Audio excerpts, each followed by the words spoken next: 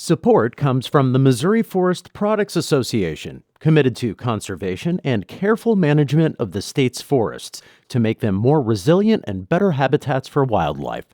ChooseWood.com. From St. Louis Public Radio. This is St. Louis on the Air. Any Women's World Cup year, if we win and we are awarded about $2 million, we'll split that with the men. And in turn, on a Men's World Cup year, whatever they're awarded as bonus, they'll split with us. I remember feeling very conflicted because you're right, like we weren't treated poorly.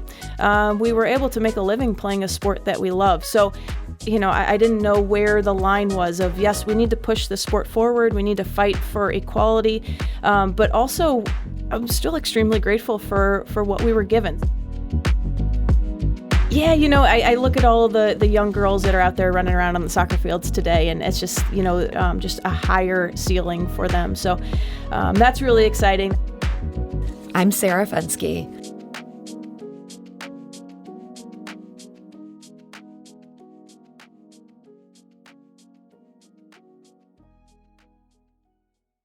Last week, the U.S. Soccer Federation announced that its new collective bargaining agreement would pay women's soccer players on the national team the same as the men. That is a first for soccer federations worldwide, and it comes after years of advocacy and a high-profile push by female athletes.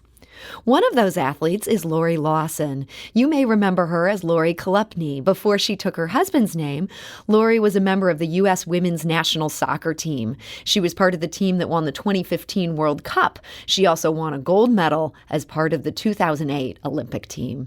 Today, she is the head women's soccer coach at Maryville University, and she joins us today. Lori Lawson, welcome. Well, thanks for having me. So, Lori, there's been a lot of excitement about this agreement. What are you hearing from your fellow women's soccer players? Yeah, we are very excited. This is a long time coming. I mean, this is years and years of hard work. But yeah, I mean, we are very excited. This is exactly what we've been working towards, and to have this day finally here, we're very excited, and hopefully also sort of sets a precedent for other countries moving forward, that it doesn't end here, but kind of continues to grow. Yeah, it's interesting that this is the first anywhere in the world. We don't always think of the U.S. as leading the way when it comes to some marks of women's parity and women's advancement. What do you think was the key to the women's soccer players being able to win this victory here in the U.S.? Yeah, well, there's a lot that goes into it. I think, first of all, I want to just shout out the men's national team who came to the table with the women. I think that was incredibly powerful. As you know, how much power there is in unity. When we are together in a fight, it is so much more powerful. So the men's national team, they were behind the women completely in this. They came to the table with U.S. Soccer and said, we will not settle for anything less than equality for the women. So I think that's extremely powerful and really shows where our men's national team is at. Yeah, I mean, that's remarkable. And by doing that, my understanding of how this works with things like championship bonuses, things like that, they're actually giving up. I mean, that's a pretty big concession that affects them as players. Exactly. I think that speaks volumes. It's huge that, and I think both sides gave up a little bit, to make this happen. But at the end, I think everybody wins, So the women are sharing a portion of their championship bonuses with the men. The men are in turn sharing their championship bonuses with the women. So tell us how this works. So you've been part of 2 World Cup teams. How did the issue of equal pay when it comes to those championship bonuses, how did that play out on those teams you were on?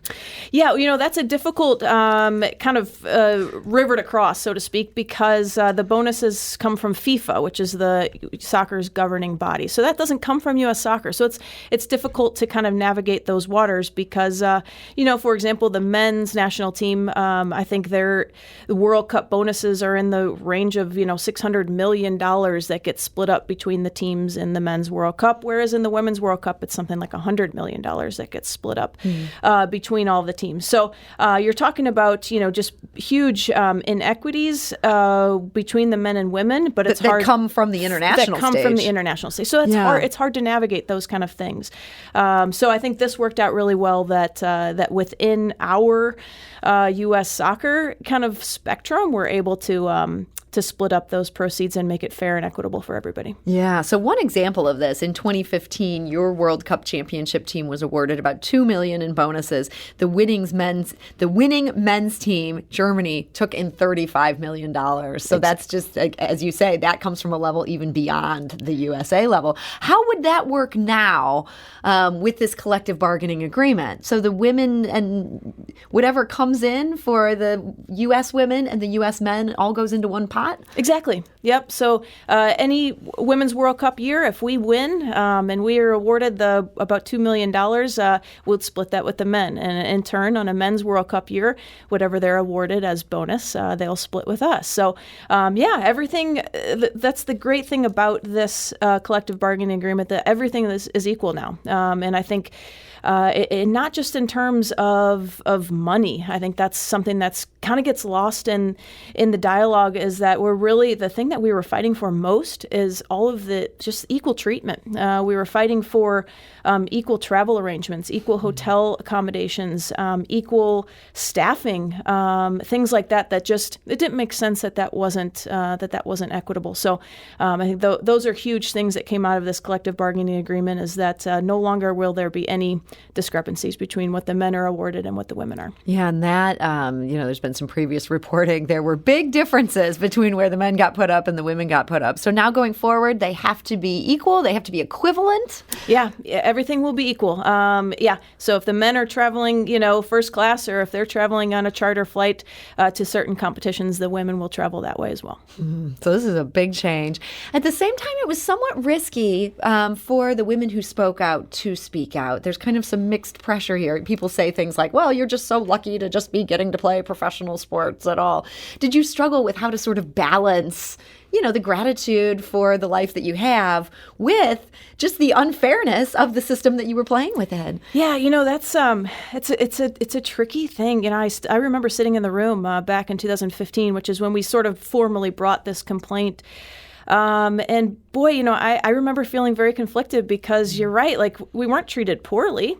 We were able to make a living playing a sport that we love. So it kind of felt, I didn't know where the line was of, yes, we need to push the sport forward. We need to fight for equality. But also, I'm still extremely grateful for what we were given. So, I think that's maybe something that a lot of women struggle with, is sort of, how are you grateful for what you do have while continuing to push for more? So that was a line that was tough for me to navigate. Yeah. I understand one of the changes that really laid the groundwork for this decision was the founding of the National Women's Soccer League in 2013. How did the existence of that pro league sort of change the position for women's soccer players? Yeah, that had a lot to do with it. So in the former collective bargaining agreement, the women's national team had a guaranteed contract. So we were paid, a yearly salary that was guaranteed. That was basically what we lived on. But we didn't have a professional league. So the men, they were paid their guaranteed salary basically through their professional league, and then they were given bonuses to play with the national team. So completely different collective bargaining agreements. It was really apples and oranges. There was nothing that you really couldn't compare the two. Now, the women have a pro league that's sustainable, that has taken off. It's doing great. It continues to grow, and that has afforded the women the ability to sort of live off of those paychecks. So now we can be treated a little bit, the same way as the men, and use this national team experience as sort of a bonus. Do you feel like your career as a player, I know you're still in the middle of your career as a coach, but that it would have been much different if that would have been on the table, if some of these other things would have been options? Well, yes and no, because, you never play for the dollar signs, and I don't know how much it would have changed. I feel very fortunate, very lucky to have been able to play the years I was able to with the national team, and play the sport I love and make a living doing it.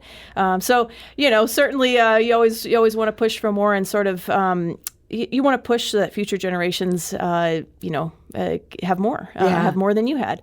And I think that's the exciting thing about this collective bargaining agreement. And do you feel like as a coach now, for your top women's players, you can say, hey, there's really a future in this. Like I can see all these opportunities before you. That must be exciting. Yeah, I look at all the young girls that are out there running around on the soccer fields today, and it's just, I think the team has set them up for so much success and so much just a higher ceiling for them. So that's really exciting. That really makes me happy and makes me proud. I understand that, and this was something that was solved earlier in the year, that there had been a lawsuit and the women won $22 million in back pay, and that was contingent on working through this collective bargaining agreement. So now that has been worked through, is that something that's going to affect you? You'll get some back pay. I wish. Oh, no. I wish. I don't. No, unfortunately, that lawsuit was separate from the one that we initially filed in 2015. So that, unfortunately, does not include the years that I played on the team. I know, darn, but that's okay. That's okay. You have such a good outlook on all this. We are moving things forward. We're moving things in the right direction. I'm proud to have been a part of the start of this whole thing, and the players on the team currently, they've put so much work and so much effort into getting this done. Yeah. Well, I'm glad you have a good attitude about this. You're happy for the sisters that came behind. That's right. Yeah. So switching gears a bit, you've grown close with a member of the Afghan national soccer team. This is Layli Armahan. She's now been resettled in St. Louis. That's thanks to the International Institute. She just kind of ended up here randomly, as happens for refugees. How did you two end up meeting? Yeah, it's just an incredible story. She came from Kabul about back in January or so. She, of course, was a member of the Afghanistan women's national team, and because of her status as a female soccer player and, kind of an empowered woman, when the Taliban came in, she was a target. And so she was fearful of her life. She was able to escape and kind of became a refugee. So she bounced around to a couple different refugee camps and ended up here in St. Louis. What an incredible opportunity I've had to get to know her, to be introduced to her. And I think it's the thing that I find to be so powerful about it is just the connection that sports has, that sports can bring people together from vastly different backgrounds, and here we are in St. Louis, and I've been able to be connected with Layli. So incredible story, and appreciate any support for her, because she is going through a tough time, as you can imagine. Having to start all over. Exactly. Yeah. How's she doing? She's doing well. She's working. She is, basically just trying to make a life here. She's has an apartment and trying to learn English, which, as you can imagine, would be a pretty difficult task. But just this is her home now. She's incredibly grateful to be here, and it's really inspiring to see her just continue to push forward through the adversity that she's faced. Yeah. So you've set up a GoFundMe for her. All those funds are going directly to her, just to help her with just day-to-day expenses. Exactly. We are really trying to help her with her housing, so that's an expense that she can take off of her plate, so that she can just start to get her footing. She's also sending money back home. Her whole family is back in Afghanistan. Wow. And so, it's a difficult situation. But we appreciate any support that the listeners can give. So that GoFundMe, we have a link on our website, stlonair.show. We're also going to tweet that out now. So if you're on Twitter, or if you just want to Google Twitter, at STLOnAir, you can go directly to that GoFundMe that Lori set up for Layli. And are you and Layli playing soccer together sometimes? We kick the ball around a little bit. She's also, I've got two little girls, and they kick the ball around with her as well. So she's really kind of become a part of our family and a part of what we do. So she's an incredible woman, and I'm so fortunate to have been introduced. Well, Lori Lawson, I want to thank you for joining us. Also, thank you for these efforts just to make St. Louis a welcoming place. I think that's amazing. Yeah, thank you. And Lori is the head women's soccer coach at Maryville University. We do need to take a quick break, but coming up next, we'll explore the new documentary film about wrestling at the Chase. This is St. Louis on the Air on St. Louis Public Radio.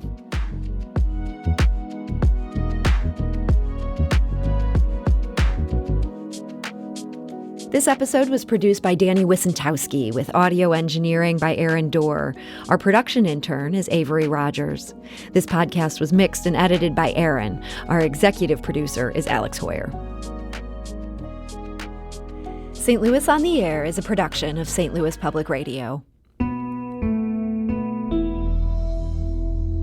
Understanding starts here. Do you find yourself regularly listening to episodes of St. Louis on the Air? Suggest us to a friend you think might enjoy our conversations. And leave us a review and rating on Apple Podcasts on the App Store. It's the simplest way to help people discover our show. Thanks. St. Louis Public Radio is a member-supported service of the University of Missouri, St. Louis.